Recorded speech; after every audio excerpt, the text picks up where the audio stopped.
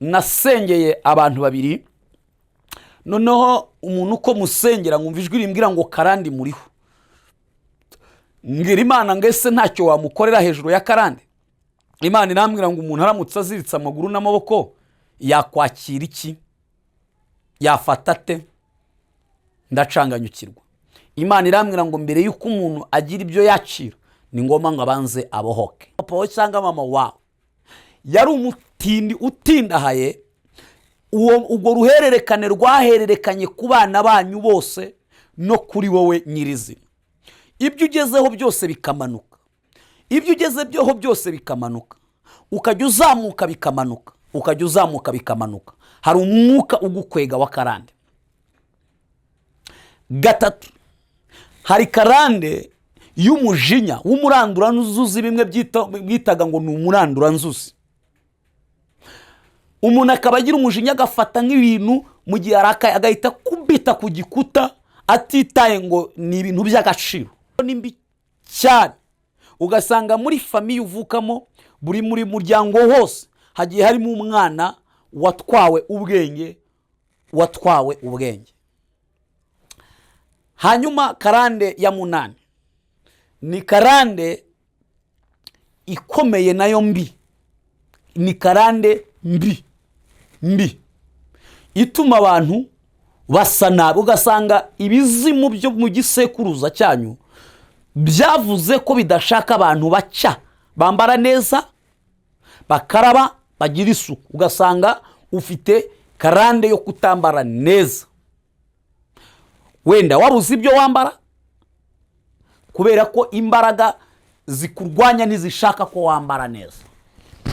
Hanyuma iyi karande nayo ni mbi cyane. Abantu benshi ntibakunda kumenya ko ari karande, babazi ngo n'ubutindi, ngo n'ubukene. Wari uzi ko niyo umuntu afite imyenda ibiri, umwe awugirira isuku ukabona arakeye arasa neza?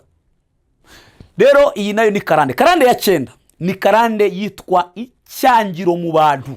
Icyangiro mu bantu. Umuntu wese ukugeza imbere nta muntu mushobora kumarana iminsi ngahe. Umuntu wese ahita kwanga, umuntu wese ugeze ahita kwanga. Karande y'icyangiro nta kindi cyagukura muri karande. Va itandukanye niyo kavukire, itandukanye n'abaraguzaga, itandukanye n'abaterekeraga. Va muri ibyo bigirwamana byo kwa Sotera ujye mu gihugu cy'Ikanani. Ni igihugu cy'amasezerano, ni igihugu nzakwereka. Karande umuntu ayiva mate iyo umuntu avuye mu ngeso mbi agafata umwanzuro. Umva, niyo twasenga ngo uve mu nzoga ntiwavamo, kuko umwanzuro ugomba kuba uwawe. Iby'Imana ikora biradutangaza, nta n'uwabimenya uko biri. Hari kw'icyo nzino ko iby'Imana ishaka ari ibyo nkwiriye gukora. Mu rugendo ntabwo nabimenya byose, ariko ziko nzabimenya. Ni kuki turizwa ibyago biriho kandi ari byo mu gihe gito. Amahoro y'Imana nshuti bakundwa muri Kristo Yesu, bana b'Imana muraho mumeze neza. Imana ibaho umugisha. Muri kumwe na Prophet Evode, umugaragu w'Imana isumba byose, uhamagawe mu gihe kigoye kandi utumwe ibikomeye kugira ngo akomeze abari batendebutse. Turashimira Imana ko tugihumeka, nawe ugihumeka. Nishimwe rikomeye. Hari abavuye mu mubiri, suko we hari icyo watanze kubuhumeka, n'ubuntu bw'Imana. Hari abandi amaguru yamaze gucika, niba ugisimbuka bikemera, icyubahiro ni icy'Uwiteka. Ibintu utabiha agaciro, hari igihe uzamenya ko byari by'agaciro. Umuntu azamura akaguru yamaze gusitara. Uyu munsi ushaka kuvuga ngo ese Prophet atuzaniye iki? mu by'ukuri abantu benshi bamaze igihe bambaza ngo karande ni iki. Aba babisobanura gutya, n'aba bakabisobanura kuriya.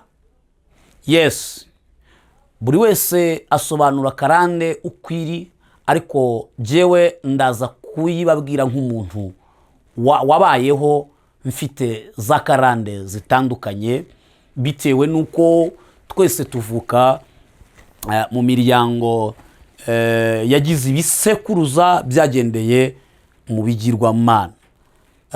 Icyo bita Nyabingi, Ryangombe ry'Ababingabanyu n'ibindi. Jewe ndi muto, ariko nanone nakuriye kwa nyogokuru, cyangwa se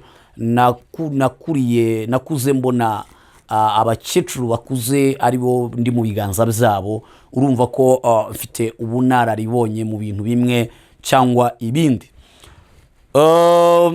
Ndagira ngo tuvuge iki ngiki mbere yuko dutangira gusobanura karande. Ndashaka ko wowe ufata umwanya uhagije, kuko ibi biramutse bigucitse ntugire ngo hari isengesho rindi ryagukura aha hantu ngiye kuvuga.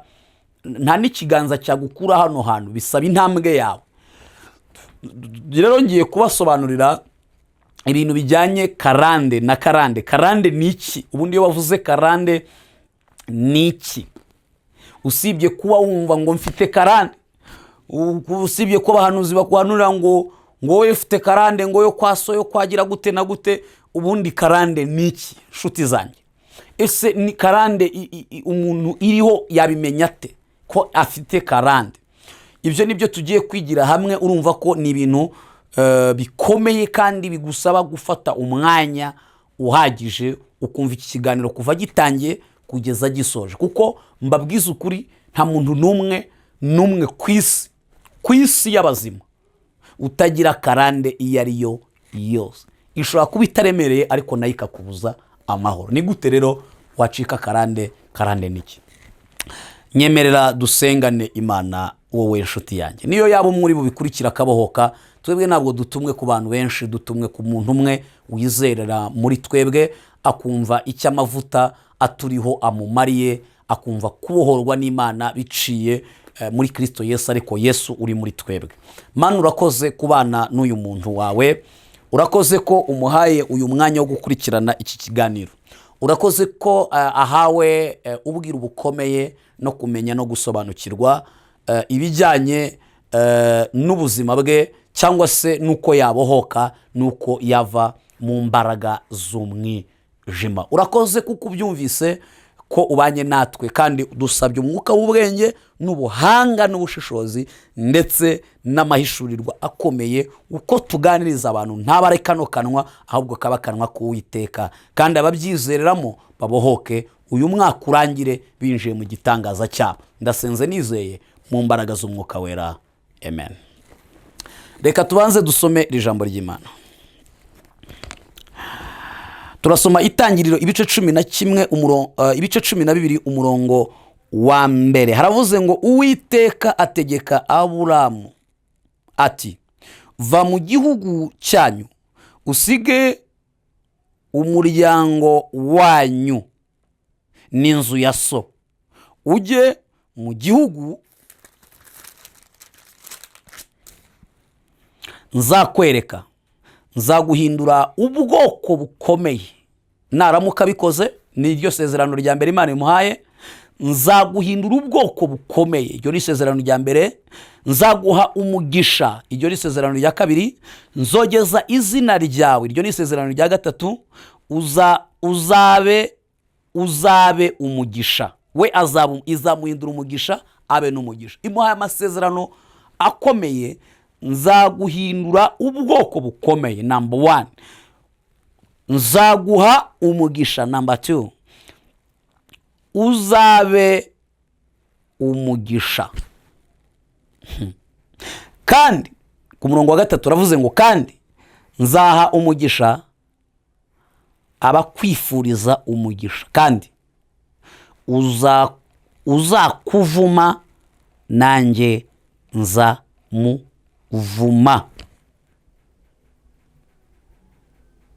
kandi muri wowe nimo imiryango yose yo mu isi izahererwamo umugisha. Ako kajambo mugasurinyeho, ijambo umuvumo, ijambo guhabwa umugisha, ayo majambo abiri muyasurinyeho, turayaganiraho cyane niyahishemo buno bwiru bukomeye. Tugiye kujya dusobanura ibintu dukoresheje ijambo ry'Imana kugira ngo tuze guhuza ibintu umenye bimeze bite mu buzima bwawe n'ubugingo bwawe. Ese wacika umuvumo ute? Karande ni uruhererekane rw'ibintu byiza cyangwa bibi, cyangwa se ni ibintu bigiye bisimburana ariko biciye mu bisekuruza by'abantu mu buryo bugiye butandukana. Karande ishobora kuba nziza, ariko karande nanone ishobora kuba mbi. Ubwo karande iri mu bisata bibiri. Ni ukuvuga ngo hari igisata cya karande mbi.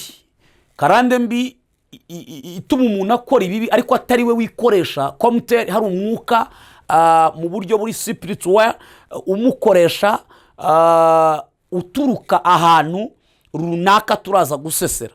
Hari na karande nziza umuntu ashobora kugira, ugasanga ni umuntu utanga muri family yabo, ugasanga abo bantu baratanga, n'imfura, n'inyangamugayo, ni abantu bagira ingeso nziza, ntibakunda ibyaha, ntibanywa amatabi, ntibanywa inzoga, ntibakora ibyaha by'ubusambanyi. Ugasanga sekuru wabo niko yarateye, yari imfura, yarazwi, yari umuntu uzi kubana n'abandi. Ugasanga umuntu azi kubana n'abantu bose amahoro, n'impano ikomeye. Iyo ni karande nziza, ariko ngo nta wakora ibyiza bitavuye ku Mana. Uyu munsi rero reka tuvuge kuri karande mbi kugira ngo abantu basobanukirwe karande niki. Ni uruhererekane rw'ibintu bibi cyangwa byiza, ariko uyu munsi turavuga ku bibi kugira ngo abantu muve mu ngoyi z'umwanzi. Kuko impamvu nongeye kugaruka gusobanura ibi ngibi, nasengeye abantu babiri, noneho umuntu uko musengera ngumva ijwi rimbwira ngo karande muriho. Ngira Imana ngo ese ntacyo wamukorera hejuru ya karande? Imana irambwira ngo umuntu aramutse aziritse amaguru n'amaboko yakwakira iki? Yafata ate? Ndacanganyukirwa. Imana irambwira ngo mbere yuko umuntu agira ibyo yacira, ni ngoma ngo abanze abohoke. Rero Imana ibwiye Aburamu, iki gihe yitwaga Aburamu, hanyuma iramubwiye ngo va mu bigirwamana, mu nzu ya so, va aho ukomoka, va kuri kavukire y'iwanyu, wowe ufata inzira ujye mu gihugu ugiye Uwiteka nzakwereka. Nugerayo, aha ni Kanani yamubwiraga, nzaguhindura umugisha, nzogeza izina ryawe, uzakuvuma nanjye nzamuvuma. Iyo umuntu afite karande, reka mbanze mvuge amoko ya karande nk'icumi kugira ngo tuvuge ibi ngibi nawe wamaze kwicara uvuga ngo ikarande yanjye niyi ndayimenye. Hari abantu bagira karande yo kudashaka. Ugasanga umukobwa mu muryango agwije imyaka 45, umwe akajya kubwira ngo ni ubushake bw'Imana. Oya, umusore nawe ugasanga umusore yazanye uruhara, ni umusaza rukukuri, ariko nta muryango agira, nta rushako. Iyo nayo ni karande. Hanyuma karande ya kabiri, karande y'ubukene. Ugasanga sogokuru wawe ubyara papa wawe cyangwa mama wawe yari umutindi utindahaye, ubwo ruhererekane rwahererekanye ku bana banyu bose no kuri wowe nyirizina. Ibyo ugezeho byose bikamanuka, ukajya uzamuka bikamanuka, hari umwuka ugukwega wa karande. Gatatu, hari karande y'umujinya w'umuranduranzuzi, bimwe byitaga ngo ni umuranduranzuzi. Umuntu akaba agira umujinya, agafata nk'ibintu mu gihe arakaye agahita kubita ku gikuta atitaye ngo ni ibintu by'agaciro, akazigarura nyuma. Iyo ni karande y'umujinya iba iri mu muryango w'ahantu uvuka. Nukurikirana amateka neza uraza gusanga, nubaza ibisekuru uraza gusanga hari sogokuru wawe wari uteye gutyo, cyangwa sogokuru wa sogokuru wawe.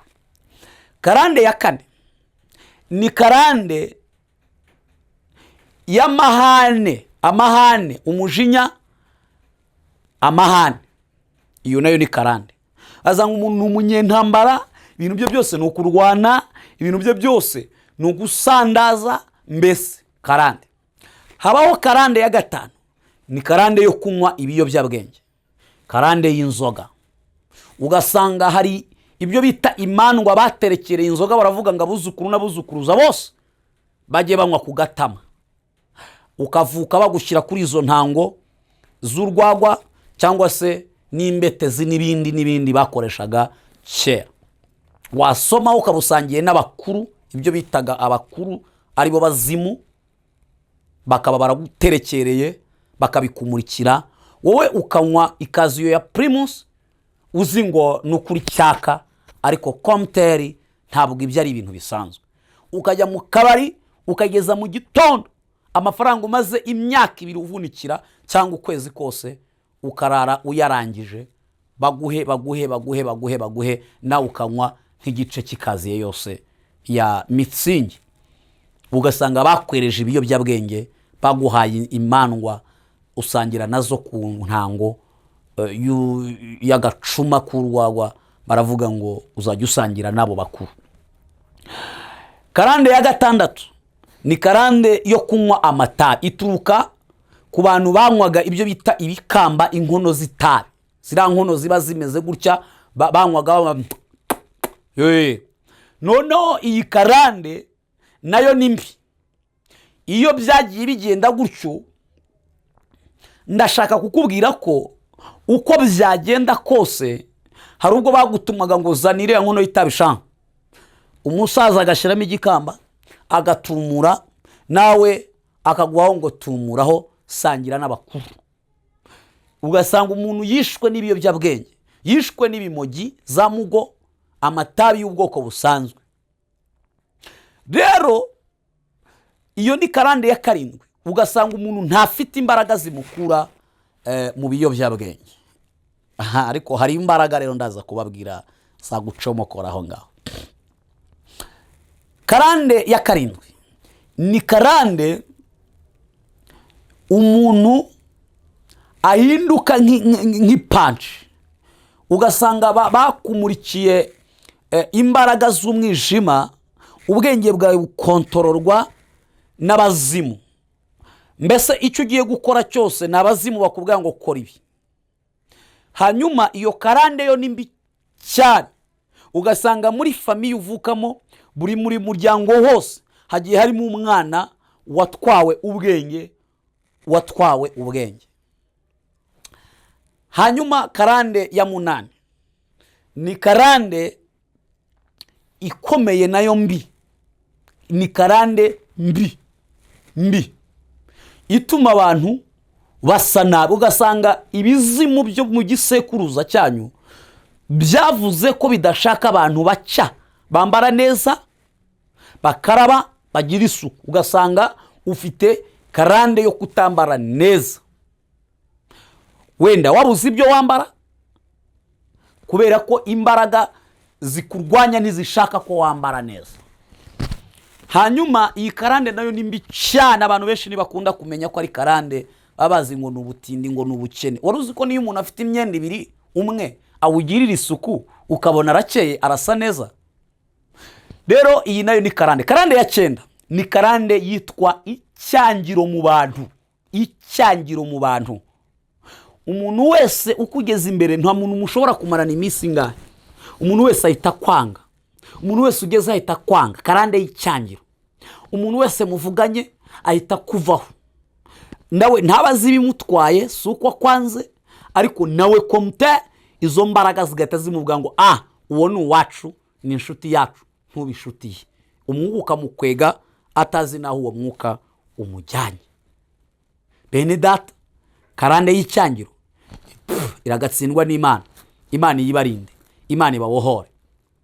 Karande ya 10 ari nayo dusorejeho, uko hariho karande nyinshi, ni karande nyinshi nyinshi nyinshi nyinshi nyinshi nyinshi nyinshi nyinshi.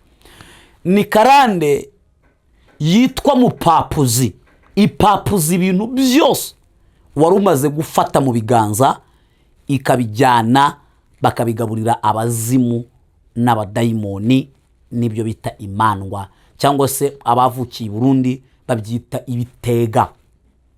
Ibitega rero izo karande uko ari 10 uko tuzirondoye, ndabizi ko wamaze kwisanga muri karande imwe cyangwa indi. Rero wowe wamaze kwisanga muri karande imwe cyangwa indi, ndagusabye, ari imvugo nari ngiye gukoresha, reka nyihorere, ariko ndagusabye fata intebe wicare wumva uburyo ushobora kuva muri karande.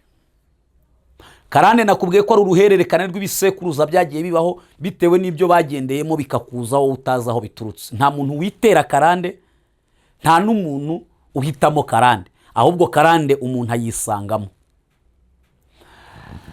Ndagira ngo mbabwireho gatoya, uyu Aburamu cyangwa se Abrahamu, ise yitwaga Tera. Bibiliya igaragaza ko aho bari batuye, igihugu bari barimo, ise yizereraga mu bigirwamana by'Imana zibajwe kandi yikoreye. Ariko nubwo yabyizereragamo, yumvaga ko ari zo mana zibaho, nta yindi mana ibaho. Rero ahantu nk'aho ntihabura ibyo bita imiterekero, reka tubyite gutyo. Uyu Aburahamu avuka kwa Tera muri karande y'ibigirwamana, akura atazi Imana rurema. Ariko Aburahamu cyangwa se Aburamu, igihe kigeze ise amuha ubucuruzi bw'ibigirwamana yakoraga, uyu mwana bumucuruzi ukomeye mu mujyi bari barimo cyangwa se mu giturage bari barimo. Uyu muhungu ubwo yacuruzaga ibi bigirwamana, yarabirebaga kuko byitwaga Imana icyo gihe, akabona nta kiri kuvuga muri byo. Abaza kubigura bakarekura amafaranga menshi, ariko uyu muhungu yanyeganyeza icyo kintu, akabona nta gihumeka, ntikireba, ntikivuga. Aza kugira igitekerezo, aravuga ngo nyamara hashobora kuba hariho indi mana itari utu tuntu nanura imvura iguye nkongera nkanika. Aho uyu muhungu uko mbitekereza, ashobora kuba yarakoze ka teste gatoya, akagira icyo atuka ntikimusubize, cyangwa akagikubita kikameneka nticyeguke, atangira kuvuga ngo nta mana yakubitwa bigeze aha ngo iturwe hasi imeneke ngo ibe ari Imana. Muri iryo shyaka yagize ryo kumenya indi mana y'ukuri, Imana niho yamusanze iramubwira ngo Aburamu we, ntiyarazi Imana, aritaba. Iramubwira ngo ni njye Uwiteka, ni njye Uwiteka, ni njyewe Uwiteka, ni njye Uwiteka. Kuko Bibiliya itangiye ivuga ngo Uwiteka tegeka, Uwiteka tegeka. Imana iramwibwira, imaze kumwibwira aravuga ngo nditabye, mbwira icyo ushaka kumbwira. Imana iramubwira ngo nta kindi cyagukura muri karande, va, itandukanye niyo kavukire, itandukanye n'abaraguzaga, itandukanye n'abaterekeraga, va muri ibyo bigirwamana byo kwa Sotera, ujye mu gihugu cy'i Kanani, ni igihugu cy'amasezerano, ni igihugu nzakwereka. Karande umuntu ayivamo ate? Iyo umuntu avuye mu ngeso mbi agafata umwanzuro, umva, niyo twasenga ngo uve mu nzoga ntiwavamo, kuko umwanzuro ugomba kuba uwawe, kandi ugomba kugira umwanzuro wumva ijwi ry'iki, ry'Imana. Ukavuga ngo imbere nanywereye ibi ngibi, imbere nasambane ntacyo nakuyemo, imbere narogeye ntacyo nakuyemo, imbere napfumagurije nakuyemo iki? Usibye agahinda n'umubabaro. Mfashe umwanzuro, mvuye muri ibi byaha, nakiriye umwami Yesu k'umwami n'umukiza ubugingo bwanjye. Uko niko bava muri karande. iyo wakiriye Yesu haba hasigaye esikariye ya kabiri yo kwigishwa. Imana ni iki? Ese gushakaho iki? Iyo umaze kumenya ibyo uba usigaje esikariye ikomeye yo kwakira imbaraga z'umwuka w'Imana zigushoboza kunesha ibyo byose. Kandi iyo wakiriye Yesu atangira kugenda kwinjiramo. Karande rero ndagira ngo nkubwire ko nanone uburyo bwa kabiri bwo kuyicika ni ugushaka umukozi w'Imana, hanyuma akagufasha mu buryo buri spiritual. Ni amagambo avuga ukayasubiramo ari mu isi y'umwuka. Ibyo bisaba umuntu uri mu isi y'umwuka. Niba ari inzoga yakubaza, ni ukuvuga ngo Mwami Yesu, nanze inzoga n'ibyayo byose mu mubiri wanjye. Deliverance yawe irakenewe muri njye, sinzongera kunywa inzoga. Shoboza. Mukagenda avuga amagambo ukajya uyagenda uyasubiramo. Hari karande ya 11 imanutse kano kanya numvise nungutse nanone, ariko murayizi, karande yo gukenyuka. Ugasanga mu muryango abantu bapfa ku myaka 30, 28, 35, 25, 18, impinja, ibintu nk'ibyo ngibyo. Kumbe ugasanga hari wavuze ngo abazankomokaho bose ntihazagira utinda, imandwa nizijya zimara kubona izo zibona ajya ava mu nzira. Ugasanga umuntu arapfuye mu maherere, imanukira muhitanye mu maherere. Uko rero niko bava muri karande. Nukwatura ko Yesu ari umwami n'umukiza ubugingo bwawe. Ugiye kumbaza ngo none pastor, none muhanuzi w'Imana, ko maze imyaka 30 mu gakiza nkaba mfite karande yo kunywa itabi, ntabwo wakijijwe? Ntabwo wakijijwe ikisi? Ntabwo wakijijwe? Nguvuga ngo waravuze ngo Mwami Yesu ndakwakiriye gusa uhita urekera aho ngaho. Komte ntiwakora urugendo rwitwa umwitozo wo mu mwuka. Gucika karande habaho icyo bita kwiriza ubusa no gusenga, kugira ngo ugire ibintu ucika, kugira ngo ugire ibintu bikuvaho bikurekura. Hari n'izindi karande nyinshi zo kutubaka, tuzabiganiraho. Ni nyinshi cyane, ni nyinshi tuzaziganiraho. Kusanga umuntu arazenguruka mu bagabo 5 ntarabona umunyuze, ntarabona uwo bahuje, kuko aricara mu rugo, daimoni zo mu miryango zikavuga ati wapi twaragushingiwe, uwo mugabo ari kutuvangira, waduciye inyuma, bakaba baguturumbuye mu rugo, ugasohokamo ukagenda. Tuzaganira ni byinshi cyane. Turaza kureba uburyo murabikurikira cyane, cyangwa se niba hari abahari babiteguye kwakira, kuko nanone ntabwo dushaka kuvuga ibintu abantu badakurikira. Ibyo byaba ari ugutumwanya no gutanga amafaranga y'ubusa. Ngira ngo nababwiye ko kamera turishyura, ibiganiro byose turishyura, dutambutsa buri kiganiro turakishyura amafaranga kugira ngo musobanukirwe mumenye. Ubwo bamwe bari gusahura mu Mana, twe turashyira mu Mana, ariko nanone ntabwo umuntu biba mu Mana burakunguka. Imana igira uburyo igende duciramo inzira. Rero Imana iba umugisha. Mbabwiye bike muri byinshi: kuboka karande, gucika karande, nababwiye amoko ya karande uko angana, uko ari 10 turebye karande 11. Tuzagaruka turebe izindi karande. Ndashaka kuzabwira nibura karande 30 ziba ku buzima bw'umuntu ntahambuke. Nitugaruka tuzababwira uburyo umuntu acika karande neza, ariko kandi nanone tuzababwira uburyo mushobora kuduhamagara, cyangwa se ariko nanone mushaka kuduhamagara tukabasobanurira kuri iyo nimero iri hasi kuri screen, kubera ko nanone hano tuba dufite iminota itari myinshi mu kiganiro. Natwe tuba dukeneye kujya no mu zindi nshingano. Murabizi ko turi abashumba bashumbye umurimo w'Imana, ntabwo twirirwa tuvuga tudafite aho duhagaze.